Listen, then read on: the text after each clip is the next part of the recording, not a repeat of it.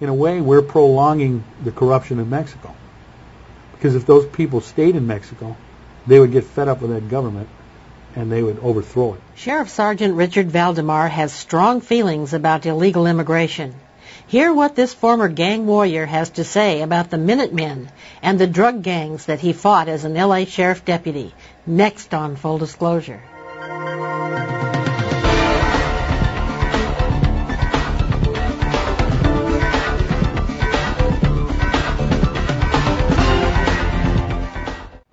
I think it's my duty as a Hispanic person to talk about this, because if you talk about it, the first thing they're going to say is you're a racist. Okay, but I can talk about it, and they have trouble saying that to me. If I wanted to do something, what could I do?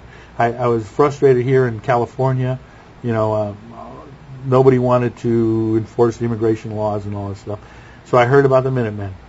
I also was listening to Tom Tancredo several times in speeches that he gave, and I agree with him.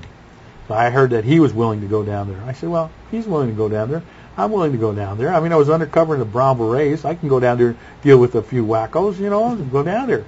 So I went down there, and I didn't find wackos. And most of the guys I met were real level-headed, ordinary people who are very frustrated with the United States government's policies on immigration.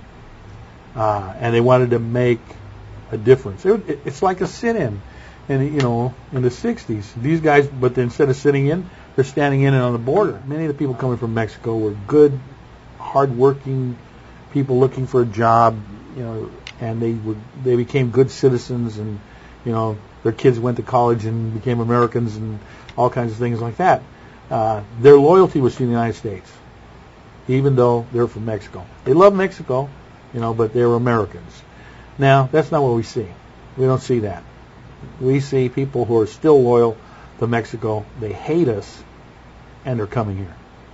Oh, the prediction of the Dade County Sheriff came true, that when high-dollar drug cocaine hit L.A., cops and politicians would start going to the dark side. Sergeant Valdemar had to agree. And the county was part of that, too, because the county of Los Angeles made this decision. You have money and drugs come together and then exchange. Who do you go with? Right, they go with the money, because that seizure money, they went into the coffers and fill their budgets. Right? Where did the drugs go? Into the street. You know, that was wrong. You know, I don't think they have the same kind of policy, but at that time they had that policy. That's not a very good policy. But we were after the money. So in a way, we were corrupted too, because the multi-million-dollar shipments on a regular basis were just too tempting. You know, we want to seize that money. Apparently, drugs and crime are only one aspect of the corrosive influence of illegal immigration. Illegal immigration erodes the faith in our rule of law. Before I became a deputy sheriff, I worked in Dodge plant in Commerce, in the city of Commerce. I was a bumper man. I put the bumpers on the assembly line of Dodge Darts and Dusters. And one day, this man walked through, and he looked at me and he said, "Don't come to work tomorrow." I said, "Why?" And he just walked away. So I found an old guy that worked in the same place I did, and I said, "That guy just told me not to come to work tomorrow." He said, "Oh, yeah, you can come to work. Go ahead and come to work."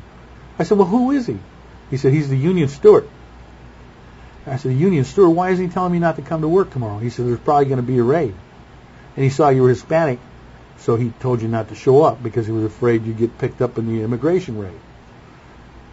So I walked back, and sure enough, the next day, immigration came through and checked people's identification.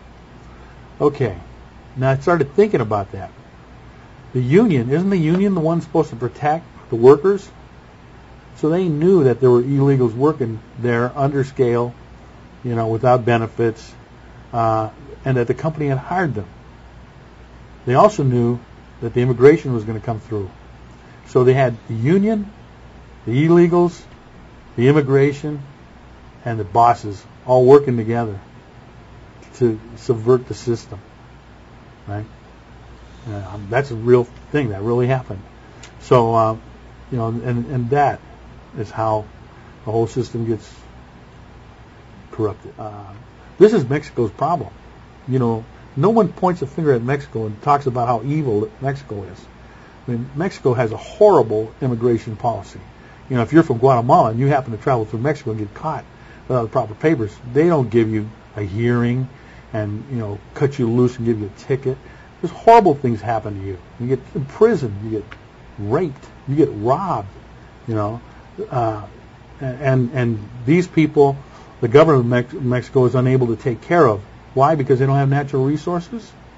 No, they got great natural resources. So what's wrong? They got a corrupt system, a very corrupt system.